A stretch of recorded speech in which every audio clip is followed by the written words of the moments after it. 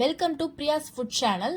இன்னைக்கு நம்ம பார்க்க போகிற ரெசிபி வந்து பன்னீர் ரோல் எப்படி பண்ணுறதுன்னு பார்க்க போகிறோம். இதுக்கு வந்து 1 கப் அளவுக்கு மைதாவை 1/4 ஸ்பூன் உப்பு சேர்த்து தண்ணி ஊற்றி நல்லா சாஃப்டாக பிசைஞ்சு ஆயில் அப்ளை பண்ணி ஒரு பக்கம் நம்ம எடுத்து வச்சிடலாம். இது ஒரு 1 hour கிட்ட ஊறட்டும்.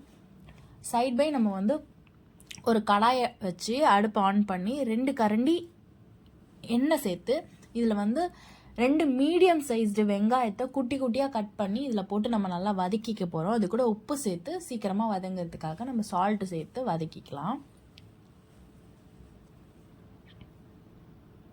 நல்லா வதங்கினதுக்கப்புறம் இப்போ ஆனியன் வதங்கினதுக்கப்புறம் 2 மீடியம் சைஸ்டு தக்காளியை பொடி பொடியாக நறுக்கி அதே மாதிரி இது கூட சேர்த்து நல்லா வதக்க போகிறோம். இது நல்லா மசியறதுக்காக நம்ம மேஷர் வச்சு நல்லா மேஷ் பண்ணி விட்டுக்கலாம். மேஷ் பண்ணி விட்டதுக்கப்புறம் இது கூட சேர்க்க வேண்டிய மசாலா வந்து 1 ஸ்பூன் மிளகாத்தூள், 1/2 ஸ்பூன் கரம் மசாலா, 1/4 ஸ்பூன் மஞ்சள் தூள், 2 சிட்டிகை அளவுக்கு நம்ம சீரகத்தூள் மட்டும் சேர்த்துக்கலாம். சேர்த்துட்டு நல்லா மிக்ஸ் பண்ணி விட்டுட்டு நான் வந்து இந்த பன்னீரை வந்து க்யூப்ஸாக கட் பண்ணி ஒரு 100 கிராம்ஸ் எடுத்து வச்சுருக்கேன். இந்த 100 கிராம் பன்னீரை க்யூப்ஸை இது கூட சேர்த்துக்கலாம். அப்புறம் துருவின பன்னீரை வந்து ஒரு 200 கிராம் அளவுக்கு எடுத்து வச்சுருக்கேன், அதையும் சேர்த்துக்கலாம். அப்போ தான் நம்மளுக்கு வந்து அது கடித்து சாப்பிடும் போது ஜூஸியாக இருக்கும். அதுக்காக வந்து நான் துருவியும் சேர்த்துக்கிறேன். இது கூட சேர்த்து நல்லா மிக்ஸ் பண்ணி நம்ம இது தனியாக அந்த மசாலாவை எடுத்து வச்சுக்கலாம். இப்போ வந்து இந்த மாவை வந்து சப்பாத்தி மாவு அளவுக்கு நல்லா உருட்டி நல்லா மெல்லிஸாக திரட்டி வச்சுக்கலாம்.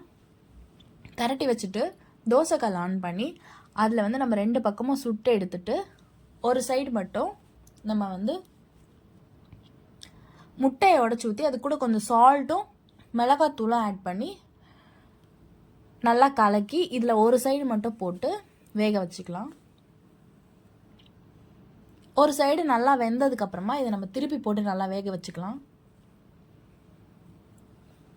நல்லா வெந்ததுக்கப்புறமா இதை தனியாக எடுத்து வச்சுட்டு இதில் வந்து நம்ம ஸ்டஃபிங் ரெடி பண்ண போகிறோம்.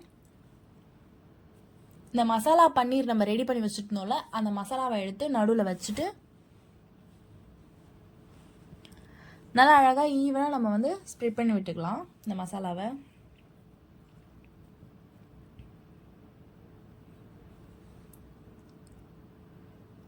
நம்மளுக்கு எந்த அளவுக்கு தேவையோ அந்த அளவுக்கு ஃபில்லிங் வச்சுட்டு இதில் வந்து நம்ம மைனஸ் வேணும்னா ஆட் பண்ணிக்கலாம். நான் வந்து லைட்டாக ஒரு சைடு மட்டும் மைனஸ் வந்து அப்ளை பண்ணிக்கிறேன்.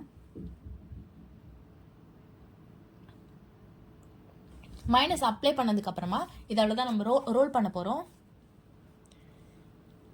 இதை அழகாக ரோல் பண்ணதுக்கப்புறமா ரோல் பண்ணி நம்ம இதை கட் பண்ணி சாப்பிட போகிறோம்.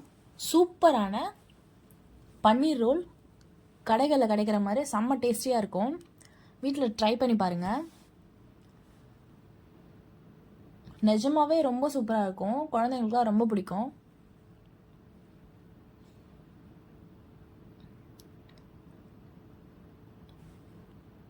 என்னோட சேனலில் வர ரெசிபிஸ்லாம் நீங்கள் கண்டினியூஸாக வாட்ச் பண்ணணும்னு நினச்சிங்கன்னா பிரியாஸ் ஃபுட் சேனலை மறக்காமல் சப்ஸ்கிரைப் பண்ணி வச்சுக்கோங்க. தேங்க்ஸ் ஃபார் வாட்சிங்.